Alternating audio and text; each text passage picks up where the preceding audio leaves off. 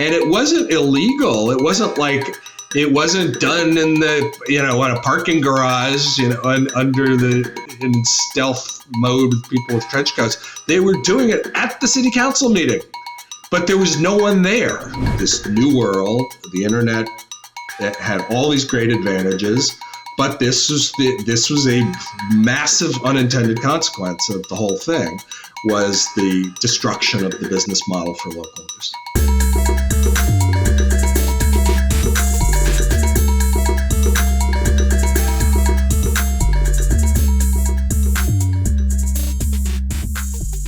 Welcome to the Media Jungle Video Podcast. I'm your host, Alex Regier, coming to you every week to break down the business behind the news industry, the future of media, and the creator economy. Subscribe to our Substack newsletter and YouTube channel, and don't forget to leave a review on Apple Podcasts. If you like the show, we appreciate your support. On this episode, I'm joined with Steve Waldman, a man on a mission to fix journalism, co-founder of Report for America, placing 300 young journalists in newsrooms to cover underreported stories, and also the founder of Rebuild Local News Coalition, representing over 3,000 locally owned and nonprofit news organizations across America. Steve, so glad to have you. Thank you so much for having me. It's a big topic. Local news matters. I know a lot of you guys are thinking, local news was never good, and the newspapers look like teeny tiny little tabloids now. And it's true, but at least the politicians knew someone was watching. Now there's more than 1,000 news deserts in America, meaning no reliable local news telling you where your tax money spent, who polluted the water, which politicians are lying. And there's so many studies that say a decline in local news increases corruption and wasteful spending. You get more radical politicians. They just watch the national news for talking points, and the people vote less. They think their vote doesn't matter. The real news is still trapped behind a paywall, and still 71% of Americans don't even know that their local news is disappearing. Well, now you know. Stay tuned. Steve, maybe you could give us a little bit of background and overview about the gravity of this crisis and where you're seeing local news solutions and why you've sort of dedicated your life to this. Well, you had just a great summary, and you're right. Most people, when you talk to them talk about like a collapse of local news, they look at you like, what are you talking about? Collapse of news? I'm flooded with news. There's news everywhere. It doesn't feel like we're in a, shortage of news moment. But while there's an abundance of national news and social media, there is actually an extreme shortage of local reporting. And it's just as a point of comparison, there's been a 60% drop in the number of reporters just in about 15 years. That's an incredibly sudden, dramatic contraction. And as you said, in addition to that, there are all these thousands of news deserts where there's nothing going on. And then there's another several thousand that are, there's a term of art called ghost newspapers. And that's basically like newspaper. They're still publishing. There's still pieces of paper with words on them and websites, but the level of local coverage is, there's a study that showed that 17% of the articles in a local newspaper are local.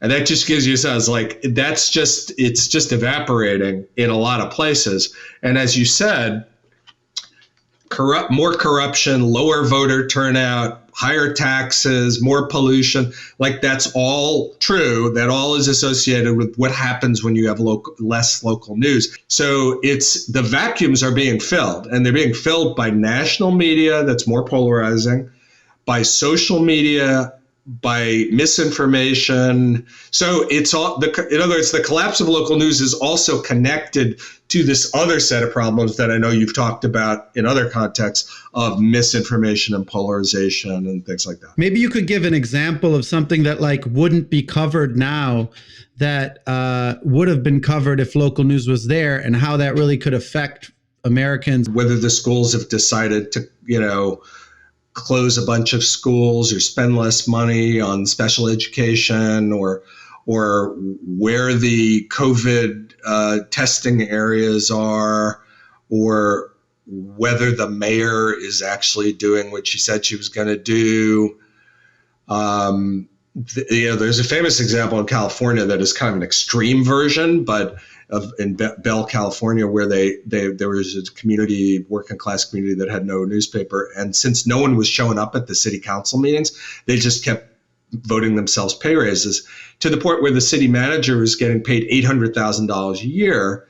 And it wasn't illegal. It wasn't like it wasn't done in on a parking garage, in stealth mode with people with trench coats. They were doing it at the city council meeting, but there was no one there. So it just and we don't really know all the examples like that are happening because there's no one there. So it's a little bit of we don't know what we don't know, but there's overwhelming evidence that from not just here, but around the world, that when you have this, it leads to more corruption, all the things you said. Why exactly that connection between voting and local news engagement? How does that? It's because people just get nihilistic and say, this is just complete trash. Like, why do I even care? Is that the kind of reason for That's a great question. I think some of it is even more pedestrian than that. It's just like, you don't hear about it. You don't hear about the election at all. There's nothing interesting or exciting about it because you don't even know it exists and you don't feel any investment.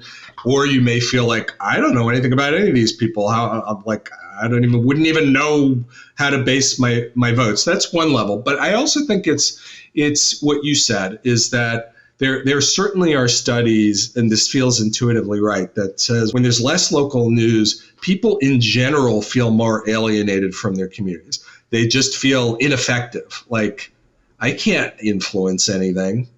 That actually is connected to how much local news there is.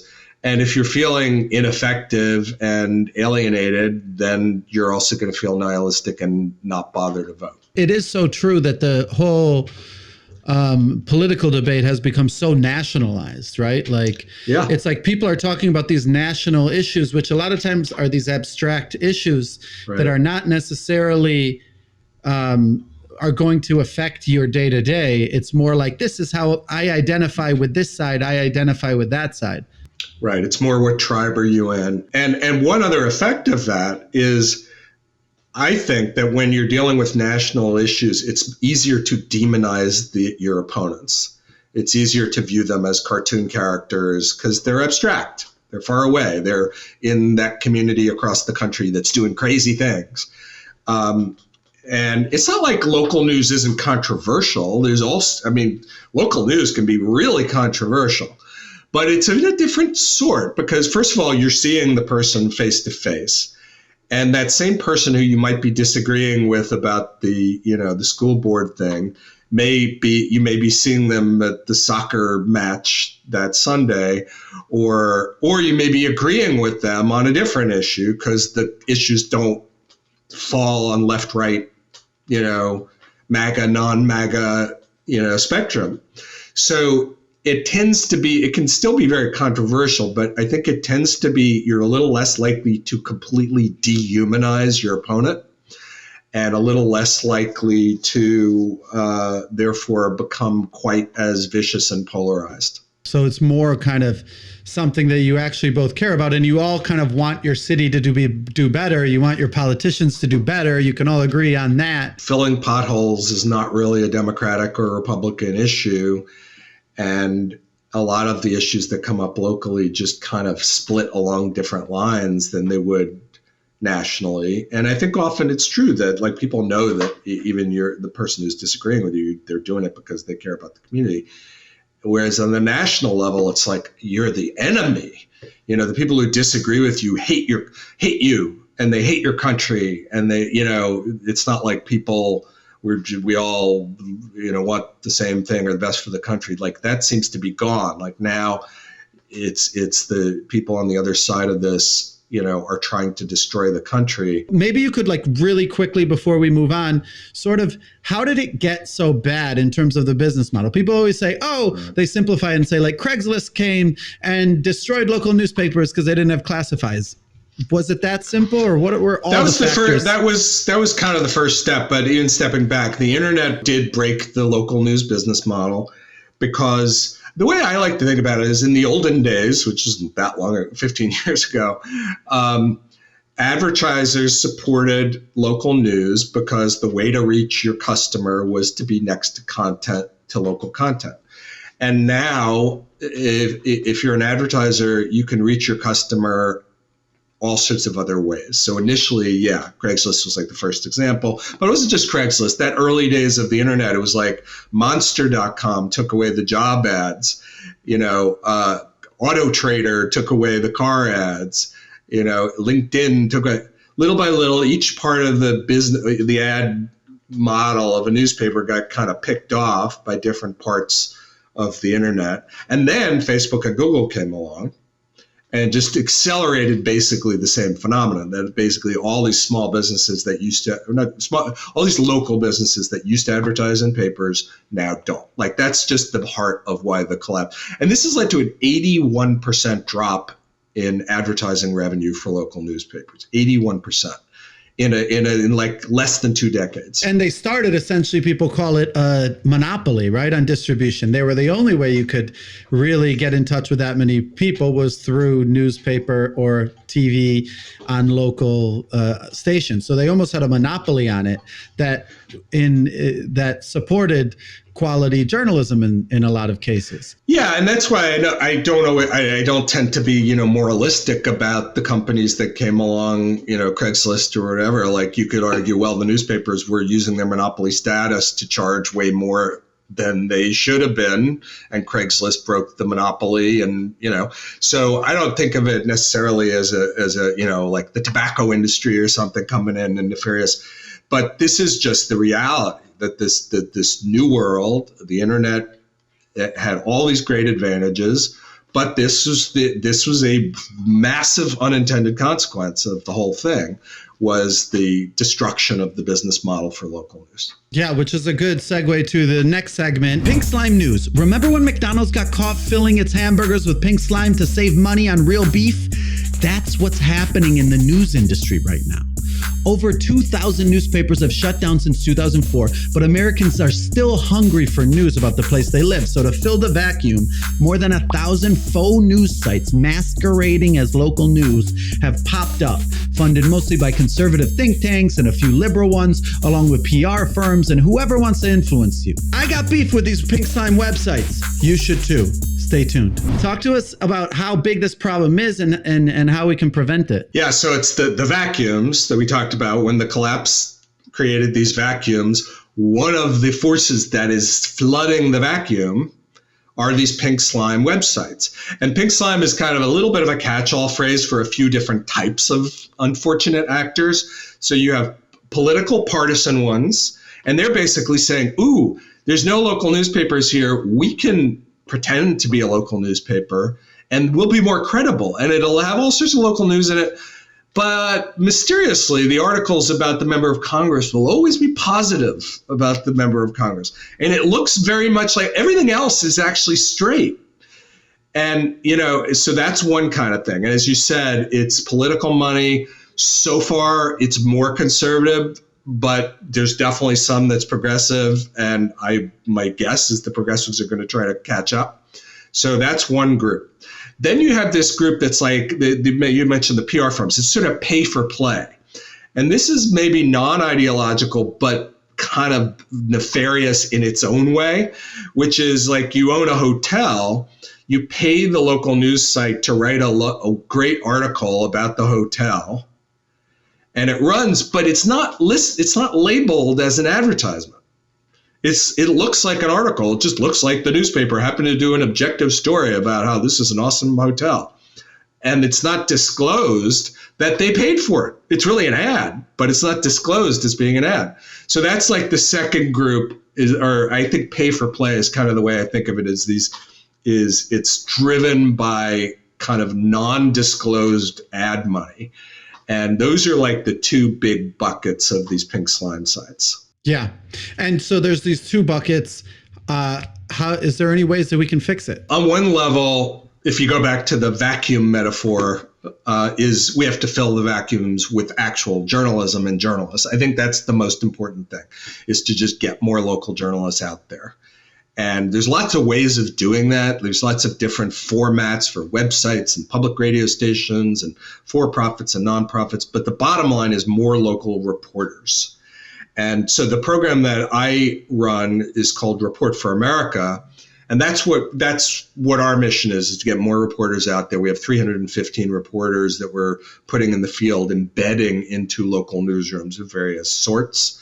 It's kind of like a Teach for America for journalists, sort of little based on AmeriCorps and Peace Corps and stuff like that. And we have these great public service spirited journalists that we put in newsrooms. Then we pay half the salary, and the newsroom pays the other half, and then gets support from the community, from donations from the community to support it.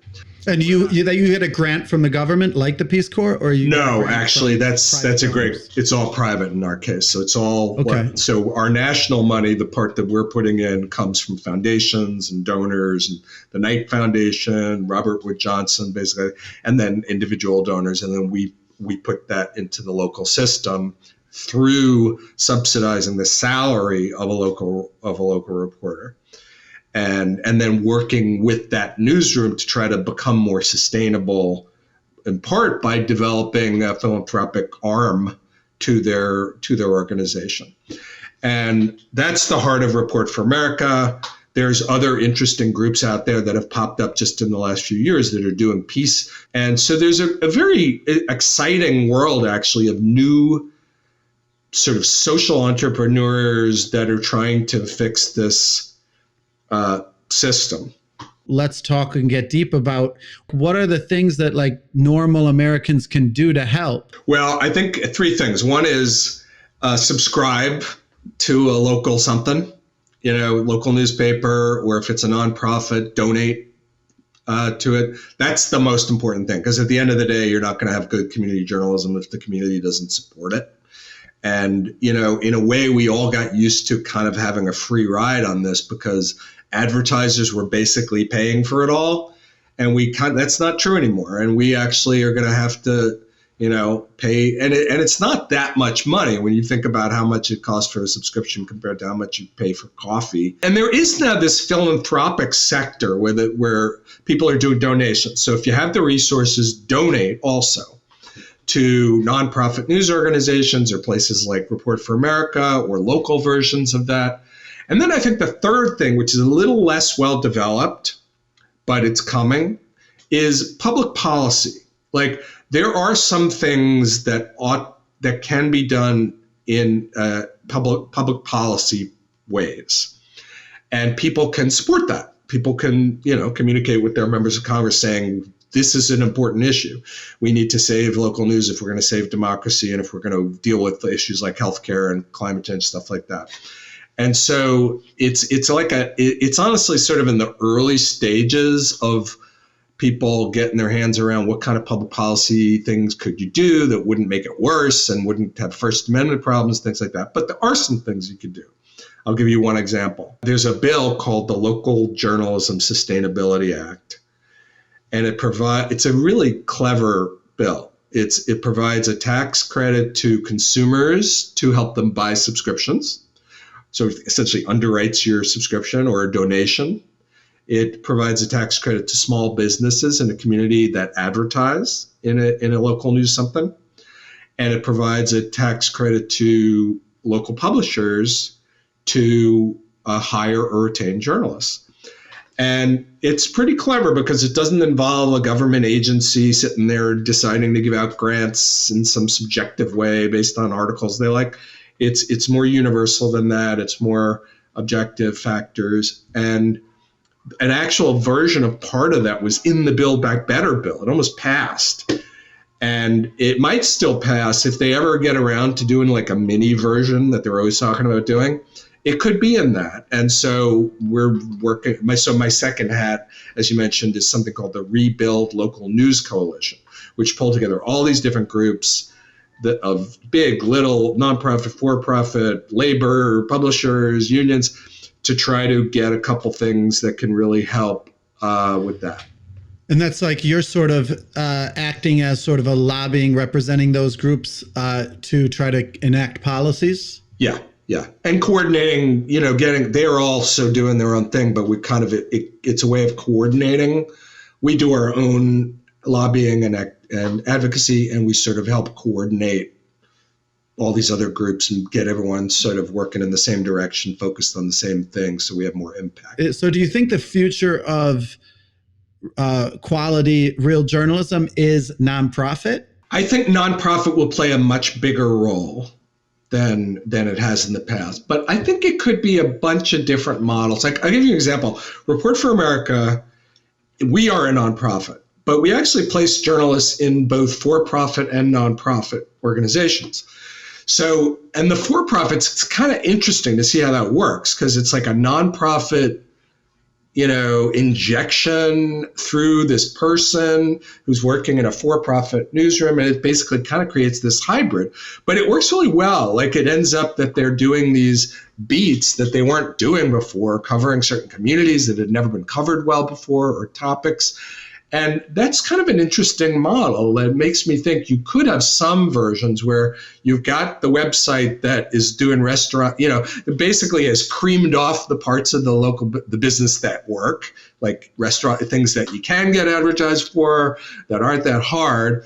And then the philanthropic sector is kind of underwriting the more labor intensive accountability beats. Like, I could see some combos like that. And then in other places, there's some really cool, pure nonprofit things. In other places, you have the kind of billionaire owner model. That works sometimes if you've got a good billionaire. Yeah, you're just betting that the billionaire is good. Yeah, it's not really where you want to hang your whole democracy on, but there are definitely cases like at Minneapolis and Boston and Washington Post, weirdly enough, are cases where the benevolent billionaire has remained relatively benevolent, and those can work out well too. I feel like local news has been declining for all this time, my whole life. And everyone's always just like, I don't know, business model. And no one ever comes up with a solution. So I feel like there's no real push for like telling philanthropists they need to put their largesse into local news. There's gun violence, climate change, a lot of these big issues. It feels like there's no real movement or push. I totally agree. It drives me crazy, as I think you're right.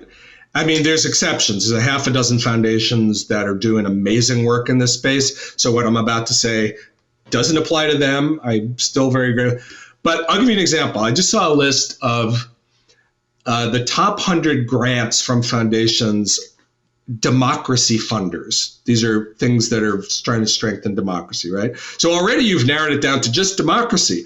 Only one of the 100 was for a local news project. So that means the democracy funders are not even thinking that journalism is important for democracy. So that's like, oh my God, like if we're not it's a actually short-term. Yeah, they're focusing so you're on totally the short-term right. wins, on the short-term election. Yeah, and it's kind of ironic. You work on having structurally sound elections, but then no one's voting because no one knows who the candidates are.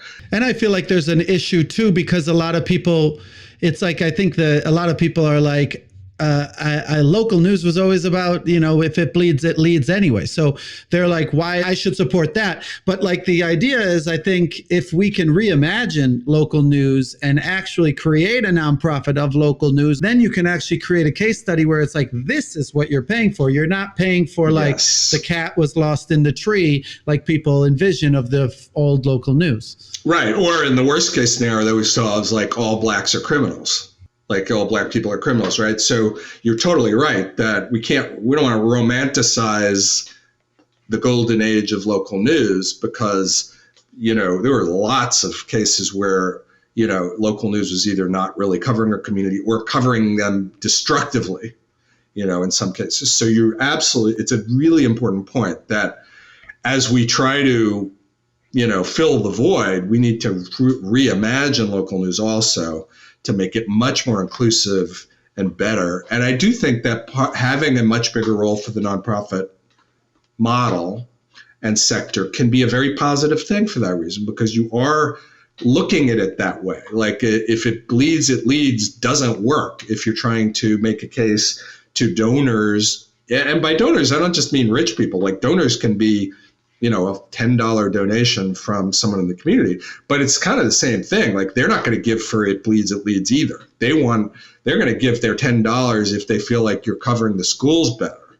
And so having that little extra philanthropic motivation to it, I think can pull the system in a better direction. Maybe you could even fund beats, like the education beat, or fund. Well, that's the way. That's actually, interestingly, that's the way we do it at Report for America. It's all beat based, and what we find is that when they then go out to pitch the community, help us support this Report for America position, they do it exactly the way you just said. Like it's not abstract save democracy. It's we have someone covering the schools now. Here she is. Here are the pieces she's done. Here are the pieces that literally would not have happened about your schools if we didn't do this. So help support us. And that's a much more compelling pitch than general help us, the news organization, we're sad, we don't have enough money, or even the more abstract save democracy, which is a little bit, it's true, but kind of vague. Because it goes back to that national discussion where it's like I hate mainstream media, I hate this. And people say the media, and it means so many different things. Most of the time they're talking about TV news. I don't like CNN, Fox, NBC, but they're not. They're talking about cable TV. They're talking about a particular opinion guy, and they're not really talking about what. So it's the conversation just gets derailed when actually they do want someone, almost everyone wants someone covering the schools if you have kids, or covering, certain issues that you care about. Yeah, that's a great point. And people really do, if you get them to pause for a second, people really do make a distinction in their minds. I mean, regular people between national and local, but it usually just gets all mixed together. Steve, I commend you for all the work that you're doing. And if you're watching this and you want to give to Report for America, or reach out to the Rebuild Local News Coalition, or find Steve on Twitter. Thanks so much for joining us, Steve.